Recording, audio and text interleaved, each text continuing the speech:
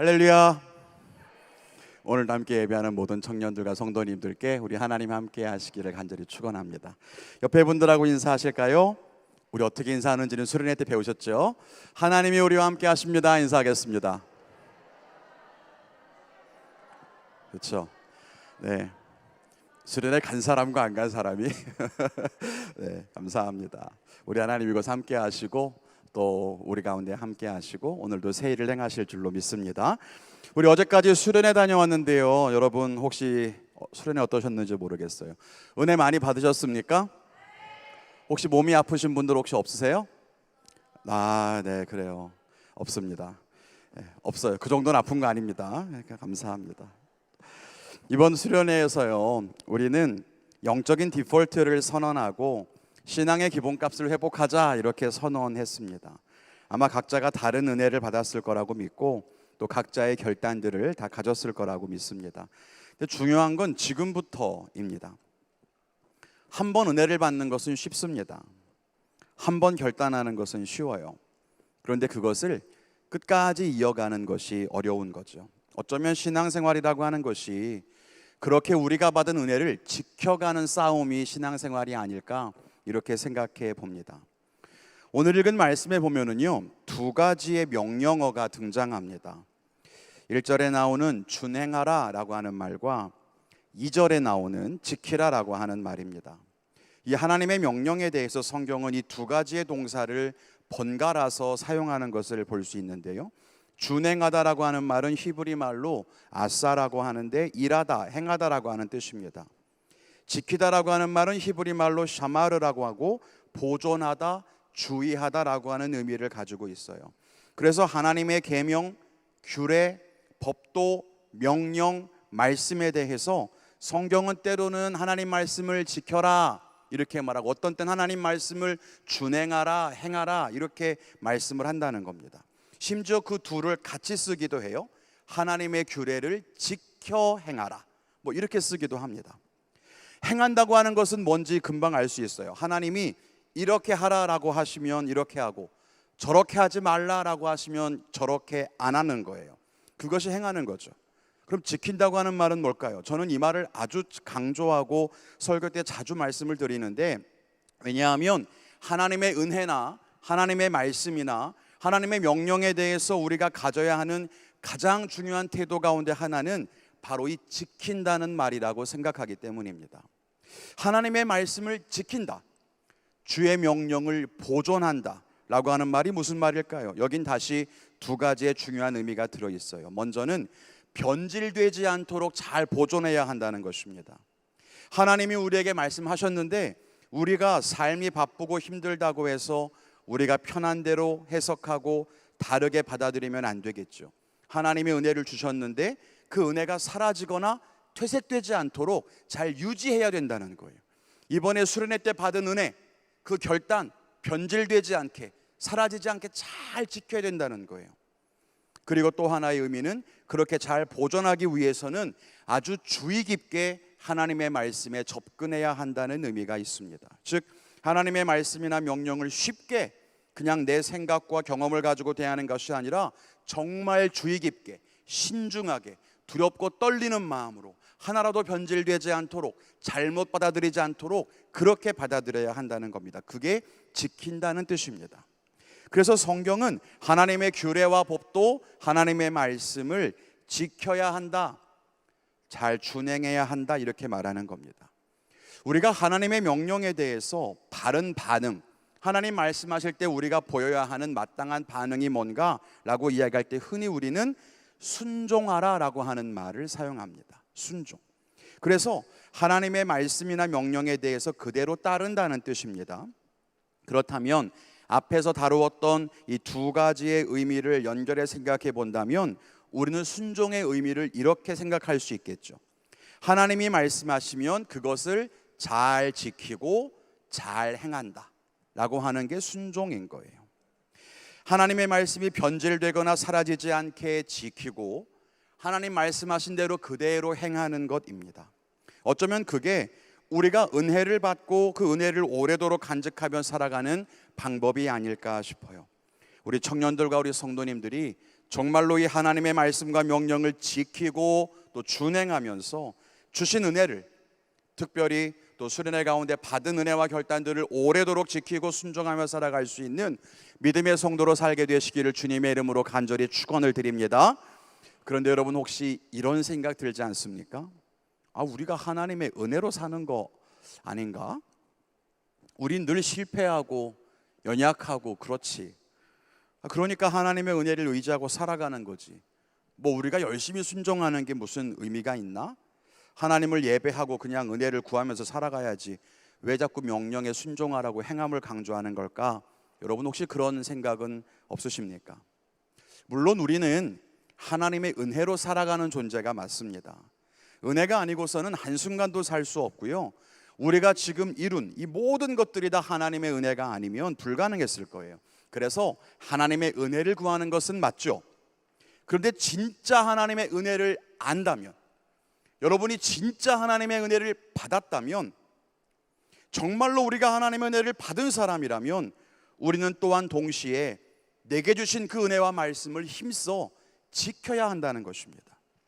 만일 하나님 말씀을 지키려고 노력하고 애쓰는 것이 무의미하고 가치 없는 일이고 우리가 행하지 않아도 되는 일이었다고 한다면 하나님 우리에게 명령을 지키라고 말씀하시지 않았을 겁니다. 못할 건데 뭘 말씀을 하시겠어요? 그게 의미가 없는데 왜 말씀을 지키라고 하셨겠습니까? 또 반면에 우리가 하나님의 명령을 잘 지키면 우리가 완전해지고 스스로 의로워질 수 있다면 하나님의 은혜를 구하라고 말씀하지 않았을 거예요.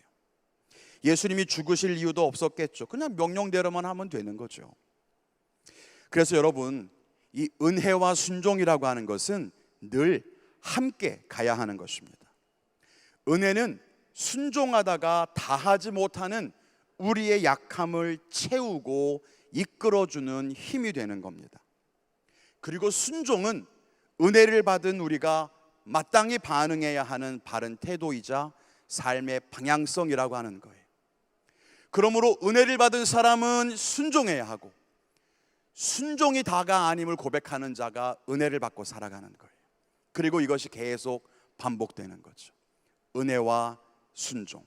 하나님은 은혜를 베푸시고 우린 순종하고, 순종에 실패했을 때 다시 은혜를 베푸시고, 그게 감사하니까 더 순종하고, 더 순종하다 또 넘어질 때 은혜를 베푸시고, 또 그 은혜로 말미암아 힘껏 순종하고, 이게 그리스도인의 신앙의 삶이라고 하는 겁니다. 우리가 수련회 전에 알파벳으로 이 설교를 계속 이어왔잖아요. 청년들이 묻더라고요. 과연 어디까지 갈 것이냐, Z까지 과연 갈 수 있을 거냐 없을 거냐, 이제 이런 궁금증이 있는 것 같은데, 아무튼 오늘은 알파벳 M부터 Q까지 4가지 단어를 가지고 이 순종에 대한 이야기를 좀 풀어보려고 합니다. 하나님의 말씀을 지켜 행하기 위해서, 하나님 명령대로 은혜를 받고 주의 명령에 순종하며 살기 위해 어떻게 해야 되는가?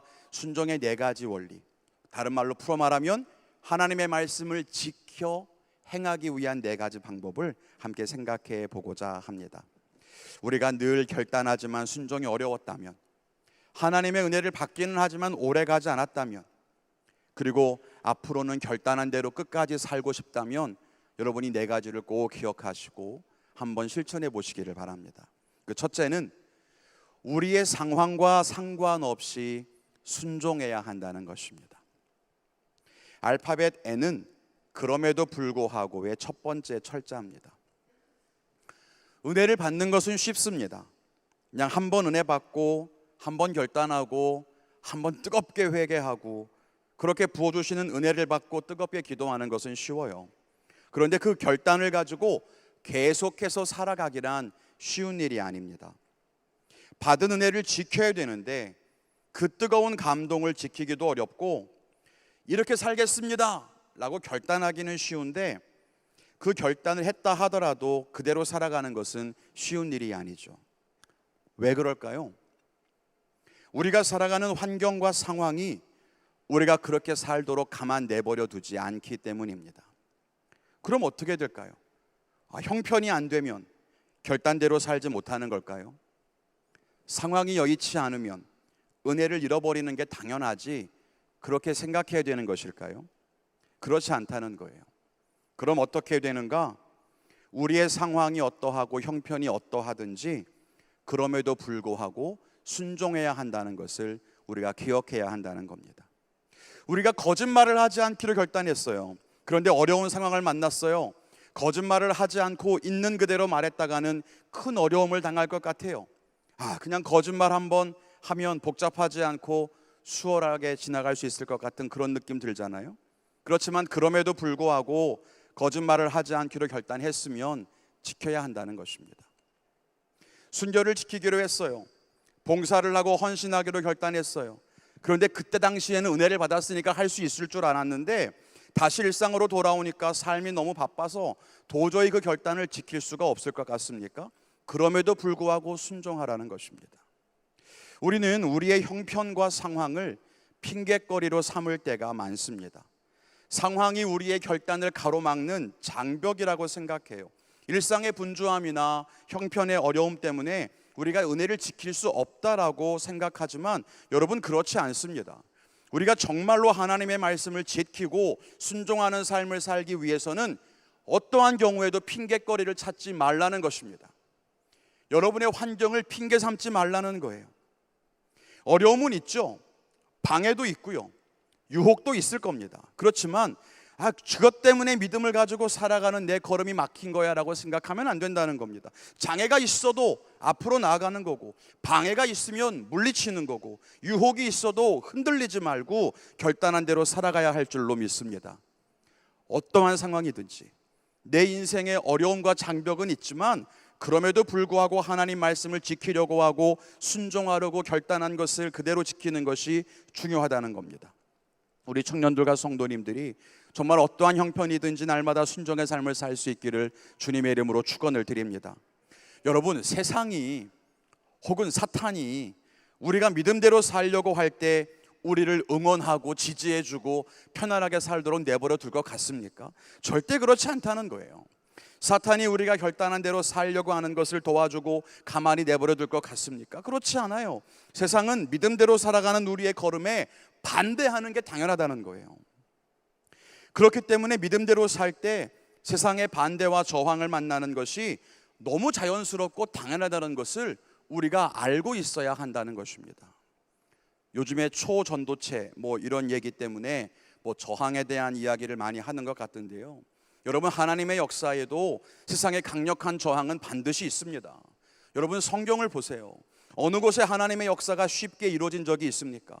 출애굽을 할 때 바로의 거센 저항이 있었지 않습니까? 10가지의 재앙이 내리는 동안에도 그의 마음이 바뀌지를 않고 계속해서 출애굽을 방해합니다. 끝까지 방해하고 붙들려고 한단 말이에요. 여러분, 그래서 어떻게 했습니까? 왕이 반대하니까 도저히 안 되겠다. 다음 기회에 하자. 다음 기회에. 어차피 왕이 안 풀어주면 안 되는 거야. 여러분, 만약에 이렇게 생각하고 포기했다면 그럼 출애굽의 역사가 일어났겠습니까? 끝까지 하나님을 의지하고 싸우고 시도하니까 출애굽을 하게 된 거 아닙니까? 다윗이 하나님 말씀대로 살려고 할 때 어땠습니까? 사울이 자기를 죽이려고 해요. 아들도 자기를 배반합니다. 도망 생활을 해야만 돼요. 그때 다윗이 내가 억울하게 죽을 수는 없으니까 그냥 포기하자, 그냥 접어, 이대로 못 살겠다 라고 생각했다면 어떻게 됐겠습니까? 어떤 상황이든지 흔들리지 않고 끝까지 하나님을 따라 살려고 하다 보니까 결국 하나님께서 주시는 은혜를 누리고 하나님이 예비하신 왕의 자리에 올라가고 나라를 세우고 성전을 세우는 그런 준비를 할 수 있는 위대한 왕이 된 거 아니겠습니까? 우리도 마찬가지라는 거예요. 세상은 거세게 여러분의 결단을 막아서게 될 겁니다. 여러분이 흔들리도록 방해할 거라는 거예요. 그렇다고 해서 환경이 이러니까 못해요 라고 생각하지 말라는 거예요. 그럼에도 불구하고 순종할 수 있기를 주님의 이름으로 축원합니다. 여러분이 수련회에서 무엇을 결단했습니까? 또 오늘은 어떤 은혜를 받으실 겁니까? 그것을 끝까지 지키고 끝까지 순종하며 살아갈 수 있기를 다시 한번 주님의 이름으로 간절히 축원합니다. 그게 순종의 첫 번째 원칙이에요. 그럼에도 순종해야 한다는 것. 두 번째는 확실하고 분명하게 순종해야 한다는 것입니다. 하나님의 말씀과 은혜를 지키는 방법, 결단한 것을 끝까지 순종할 수 있는 방법은 확실하고 분명하게 순종해야 한다는 것입니다. 두 번째 알파벳은 O입니다. 눈에 띄게, 두드러지게, 분명하게, 명백하게, 확실하게 뭐 이런 의미를 가지고 있는 것 같아요. 여러분 그런 말 들어보셨습니까? 사랑과 재채기는 감출 수 없다. 이게 무슨 말이겠어요? 재채기를 참을 수 없는 것처럼 사랑하는 것도 어떻게 해서든 티가 난다는 거예요. 이 안에 연애하시는 분 계신지 모르겠지만 여러분 티 안 날 것 같죠? 티 나요. 어쩔 수 없이 티 나요. 그러니까 본인만 몰라. 근데 여러분 믿음이 그래요. 믿음을 가진다고 하는 것은 여러분 숨길 수 없는 겁니다. 우리 안에 구원의 확신이 생긴다? 여러분 그럼 늘 감사와 감격의 눈물이 흘러요. 감사가 넘쳐요. 회개가 쏟아져요. 그래서 티가 나요. 우리 안에 하나님의 사랑이 충만하잖아요. 그러면 말이 달라져요. 태도가 바뀝니다. 표정이 변해요. 인간관계도 달라집니다. 믿음이 우리 안에 들어오면 그렇게 겉으로 티가 납니다. 그런데요, 그 중에서 가장 많이 티가 나는 게 바로 순종입니다. 왜 그럴까요? 순종은 우리에게 무언가 변화를 촉구하기 때문입니다. 지금 있는 우리에게 무언가를 움직이게 만드는 것이 순종이기 때문이에요. 하나님이 명령을 하신다고요. 그럼 왜 명령하셨을까요? 우리에게 무언가 행하라고 하신 거잖아요. 어떤 행동을 하라고, 아니면 어떤 행동을 하지 말라고 하나님 말씀하셨으니까 거기에 순종한다는 건 반드시 변화가 나타나고 그건 눈에 띌 수밖에 없는 겁니다. 그렇게 우리에게 변화를 촉구하기 위해 하나님은 우리에게 말씀하시고 명령을 주십니다. 그런데 그 말씀을 들은 우리가 어떻게 해야 되겠어요? 변화를 실천해야 한다는 거고, 그러니까 티가 난다는 겁니다. 그런데 하나님 말씀에 순종해야 되겠다, 하나님 뜻대로 살아야 되겠다 라고 하면서 눈에 띄는 아무런 변화가 없다면 그건 순종하는 게 아니죠. 진짜 순종은 정말 눈에 띄게 달라지는 것이 나타나야 하는 겁니다. 그것도 다른 사람들이나 하나님이 알아볼 만큼 분명하고 가시적이어야 합니다. 우리가 수련회에서 큐티를 배울 때 말씀 묵상하고 적용한 다음에 실천사항을 나누는 게 도움이 된다 배웠잖아요. 따지고 보면 내 개인적인 묵상이고 결단인데 그걸 왜 굳이 뭐 사람들에게 나누어야 할까 생각할 수 있을 것 같아요. 그렇게 공공연하게 결단을 선포하고 그대로 살기 위해 노력함으로써 가시적인 변화가 일어날 수 있기 때문이라고 하는 겁니다. 마음속으로만 다짐하고 그치면, 마음속으로 결단하고 나 다음부터 지켜야지 하는 순간 결단은 사라지고 만다는 거예요. 그것에 대해서 아무도 뭐라고 하는 사람 없어요. 본 사람이 없으니까, 들은 사람이 없으니까 그냥 없었던 일처럼 내 인생에서 그냥 지나가고 마는 거예요. 결단만 했을 뿐이지 아무것도 이전과 달라지지 않는다고요. 그래서는 안 된다는 겁니다. 우리가 순종을 100만 번, 1000만 번 다짐하고서도 실패하는 이유는 눈에 띄는 변화를 만들지 않기 때문이라고 하는 것을 우리는 분명히 기억해야 합니다. 아브라함의 예를 한번 보세요. 여러분, 아브라함은 자기 아들을 바치라고 하는 하나님 말씀에 순종했습니다. 하나님 바치라고 하시네. 바쳐야 되겠다. 그럼 바쳐야지. 바쳐야 되는데. 여러분, 아브라함은 그렇게 속으로 생각하지 않았어요. 언젠가 기회가 되면 꼭 바쳐야지. 이번에는 생일이 가까우니까 생일 지나고 바칠까? 지난번에 여행도 한번, 마지막 여행도 좀 갔다 오고 그리고 할까? 언젠가는 해야지. 하나님, 전 분명히 순종하고 싶어요. 할 거예요. 여러분, 그렇게 생각만 했다면 과연 순종할 수 있었을까요? 아들을 데리고 집을 떠나 모리아 산까지 걸어갑니다. 가는 동안 얼마나 많이 후회했을까요? 돌아설까? 다시? 없던 일로 할까? 산 꼭대기에 올라가서 아들을 묻고 제단 위에 올려놔요. 눈에 보이는 변화예요. 그것으로 끝나지 않았어요. 칼을 뽑아들어요. 그리고 아들의 심장에 칼을 겨눠요. 그렇게 하나하나 눈에 보이는 것, 눈에 보이는 변화를 한 걸음 한 걸음 가다 보니까 거기까지 가게 된 거예요. 처음에 짐을 싸서 산으로 떠나려고 하지 않았다면 칼을 빼드는 일은 일어나지 않았어요. 처음에 짐을 쌓는 것부터가 눈에 보이는 분명한 변화예요. 길을 떠나는 것이 그 다음 변화예요. 산에 올라가는 게 변화예요. 단을 쌓는 게 변화예요. 나무를 꼽아서 그 위에 올려놓고 아들을 묻고 그 위에 올려놓고 칼을 뽑고 칼을 겨누고 하는 하나하나의 행동과 눈에 보이는 변화를 통해 순종의 삶이 시작되는 거예요. 바쳐야지, 난 바칠 거야, 그런 마음으로 된 일이 아니라는 거예요. 그렇게 눈에 띄는 분명한 순종이 있었기에 하나님은 그의 믿음을 의로 여기신 겁니다. 우리는 내가 마음으로 믿으면 그것을 하나님께서 귀한 것으로 여기실 것이다 생각하는 경향이 있어요. 물론 믿음은 보이지 않아요.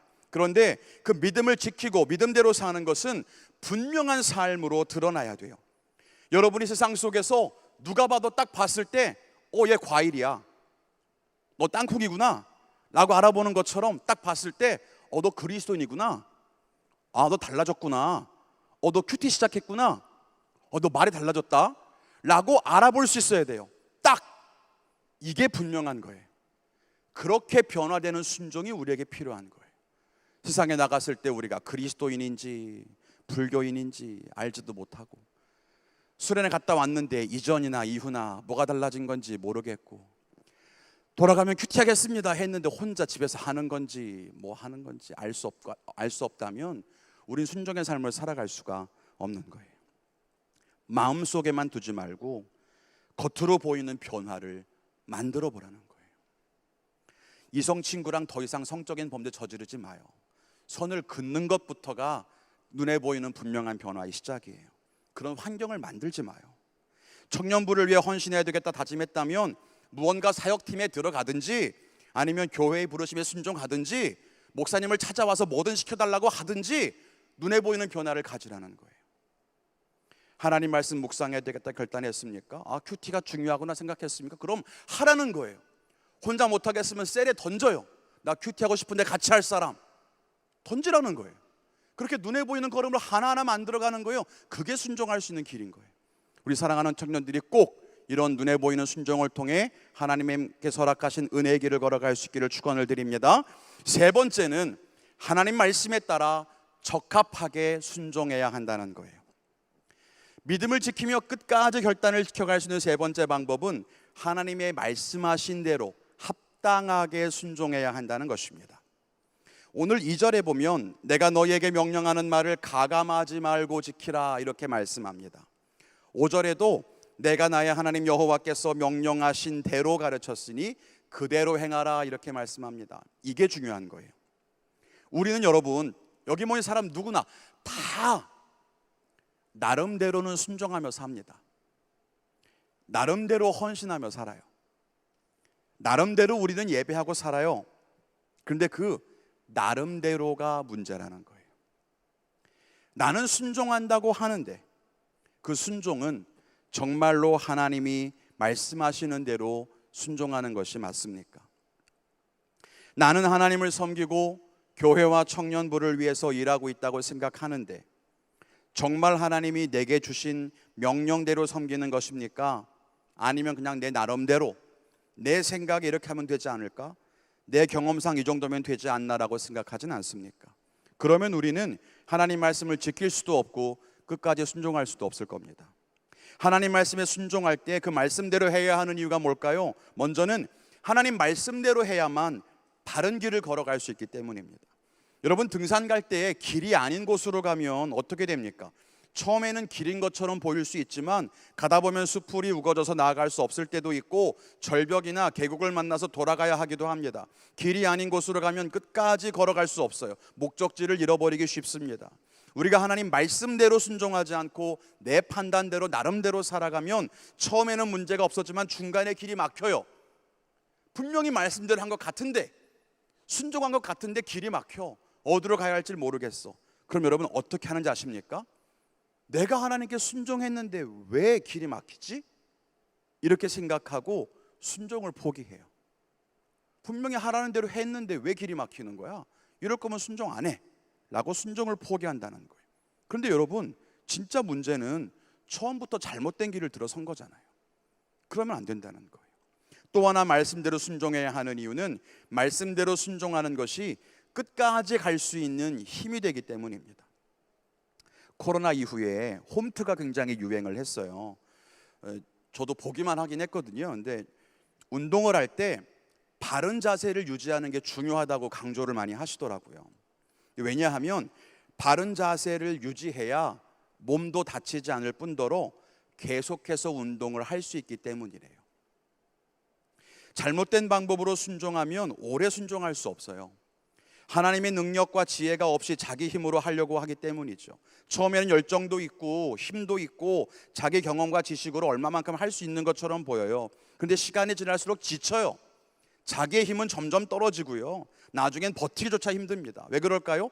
하나님 말씀대로 순종하지 않아서 하나님의 도우심과 힘을 의지하지 않았기 때문이에요. 은혜를 받고 결단을 하고 하나님 뜻대로 사는 것처럼 헌신해요. 나 그렇게 살겠다고, 하나님 위해 살겠다고 가지만 하나님 말씀대로가 아니라 자기 방법대로 자기 경험대로 나가다 보면 중간중간 지치고 쓰러진다고요. 내 힘으로 할 수 있는 게 아니기 때문이에요. 처음부터 하나님 말씀대로 하나씩 한 걸음씩 걸어가야만 끝까지 걸어갈 수 있는 거예요. 그게 끝까지 순종할 수 있는 방법이라고 하는 것을 우리는 기억해야 합니다. 하나님 말씀대로 순종하기 위해서 어떻게 해야 될까? 여러분, 세 가지를 꼭 기억하세요. 하나는 하나님 말씀인 성경의 가르침을 기억하는 겁니다.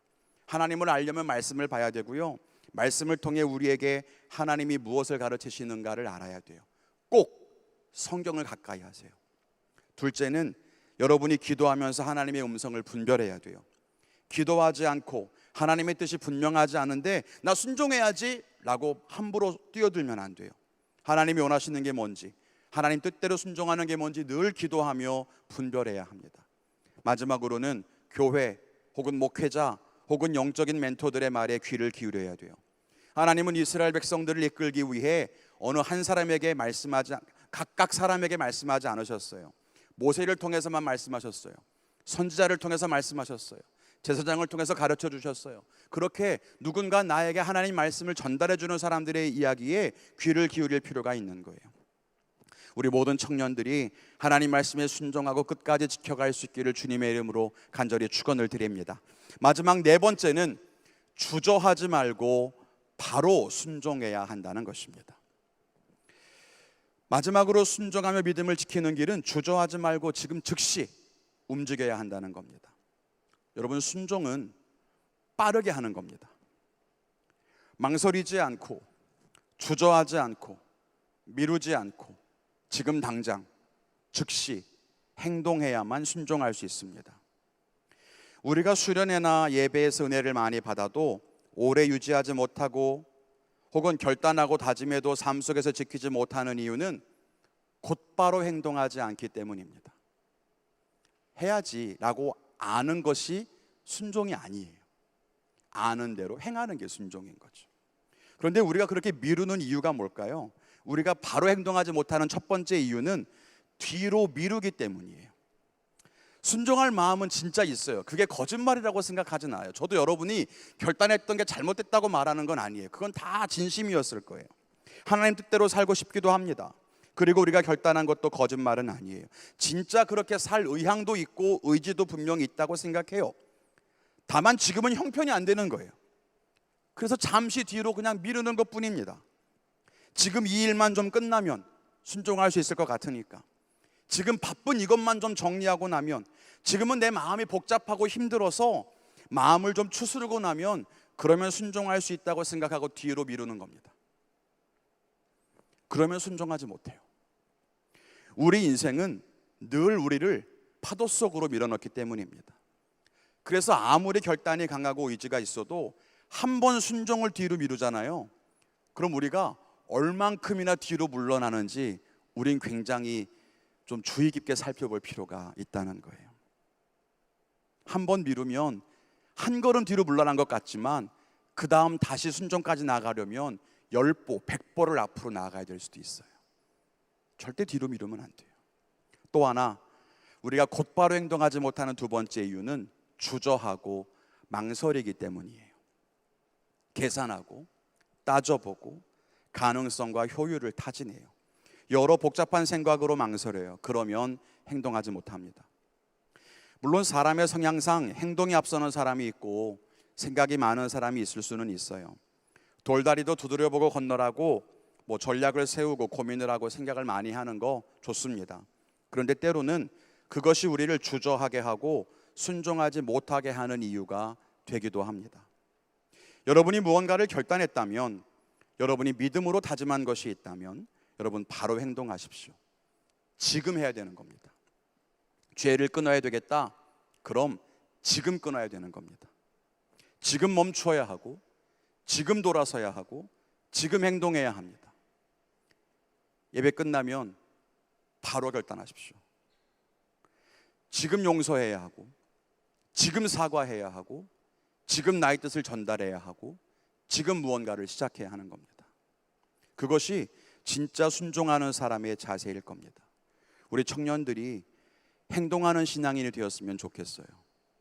여러분 안에 여러분의 삶을 조금도 달라지게 만들지 못하는 생각과 사념 속에 갇혀있지 말고, 여러분의 경험과 여러분의 감정에 갇혀있지 말고 움직이는 신앙인, 살아가는 신앙인 되기를 주님의 이름으로 간절히 축원을 드립니다.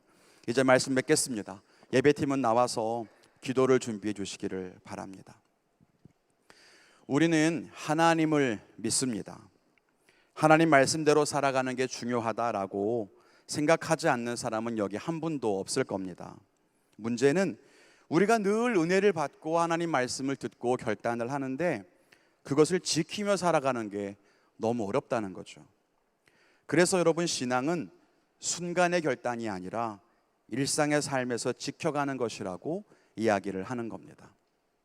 오늘은 그래서 어떻게 순종할 수 있을까? 어떻게 하면 결단대로 살 수 있을까? 은혜와 하나님의 말씀을 지켜갈 수 있을까에 대해서 말씀을 나누었습니다. 오늘 읽은 성경 말씀 여러분들은 어떻게 들으셨는지 모르겠어요. 제가 오늘 읽었던 말씀을 다시 한번 읽어드릴게요. 오늘의 설교 말씀을 좀 기억해 보시면서 이 말씀을 들었으면 좋겠습니다. 앞에 성경 구절 한 번만 다시 띄워주실 수 있으면 띄워주시면 도움이 좀 될 것 같습니다. 제가 한 번 더 읽어드릴게요. 이스라엘아, 이제 내가 너희에게 가르치는 규례와 법도를 듣고 준행하라. 그리하면 너희가 살 것이요 너희 조상의 하나님 여호와께서 너희에게 주시는 땅에 들어가서 그것을 얻게 되리라. 내가 너희에게 명령하는 말을 너희는 가감하지 말고 내가 너희에게 내리는 너희 하나님 여호와의 명령을 지키라. 여호와께서 바알브올의 일로 말미암아 행하신 바를 너희가 눈으로 보았거니와 바알브올을 따른 모든 사람을 너희 하나님 여호와께서 너희 가운데에서 멸망시키셨으되 오직 너희의 하나님 여호와께 붙어 떠나지 않은 너희는 오늘까지 다 생존하였느니라. 내가 나의 하나님 여호와께서 명령하신 대로 규례와 법도를 너희에게 가르쳤나니 이는 너희가 들어가서 기업으로 차지할 땅에서 그대로 행하게 하려 함인즉 너희는 지켜 행하라. 이것이 여러 민족 앞에서 너희의 지혜요 너희의 지식이라.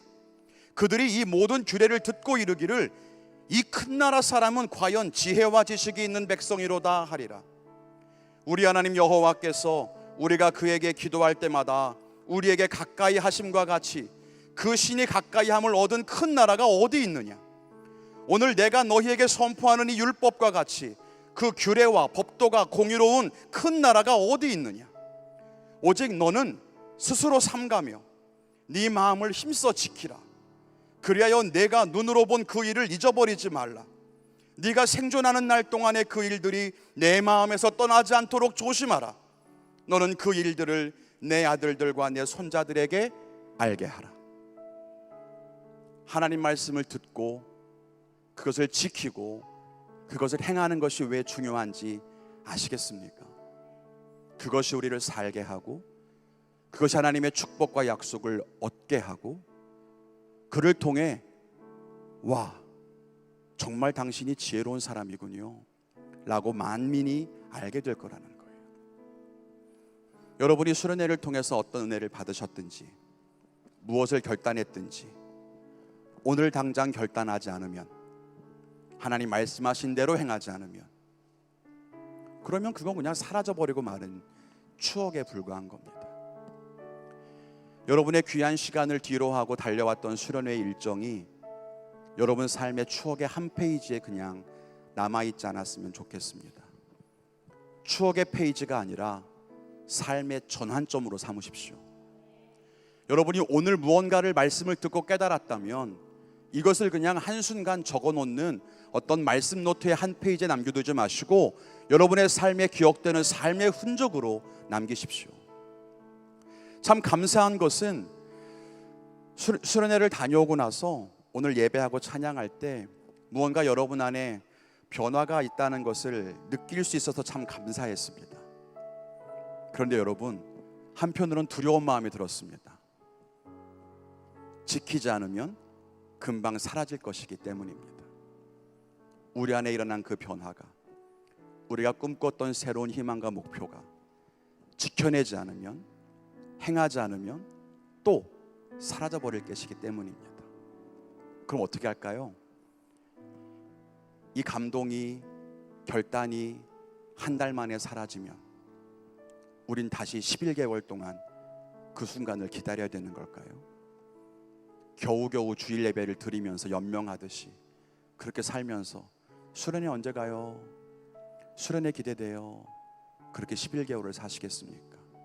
아니면 결단한 것을 지켜 행함으로 말미암아 1년 뒤에 우리가 수련회를 갈 때 더 큰 꿈과 더 큰 결단과 더 큰 세상을 향해 한 걸음 더 나아가 있어야 되지 않을까요? 감사한 것은요, 오늘 예배를 드리러 올라오는데요, 오늘 특성했지만 이분들 저기 복도에 계단에서 모여서 막 연습하는 거예요. 그 2층에 화장실을 가는데 그쪽 한편에서 또 다음 주 특성할 팀들이 막 워십을 연습하고 있는 거예요. 올라왔더니 새가족 맞이한다고 새가족 팀들이 있죠. 주보 나눠준다고 예배팀 있죠. 앞에 여기 연습하는 예배팀 있죠. 뒤에 구석에 기도하는 중보팀 있죠. 와, 이렇게 예배를 사랑하고 섬기고 무언가를 하나님께 드리기에 힘쓴 아름다운 청년들이 이렇게나 많구나 하는 마음에 감동이 되면서, 또 한편으로는 이 귀한 마음들이 꺼지지 않도록 지켜가야 되겠다는 마음이 또 마음 가운데 두려운 마음으로 드는 거죠. 여러분이 찬양하고 기도할 때 여러분 안에 그런 결단들을 좀 세웠으면 좋겠습니다. 여러분 은혜를 받으셨습니까? 말씀을 들으셨습니까? 뭔가 결단하셨습니까? 그럼 그걸 어떻게 할지 한번 찬양을 통해서 다시 한번 마음 가운데 새겨보시고 무엇을 행할 수 있을지 함께 또 꿈꿔보는 그런 시간 되었으면 좋겠습니다. 같이 찬양하겠습니다.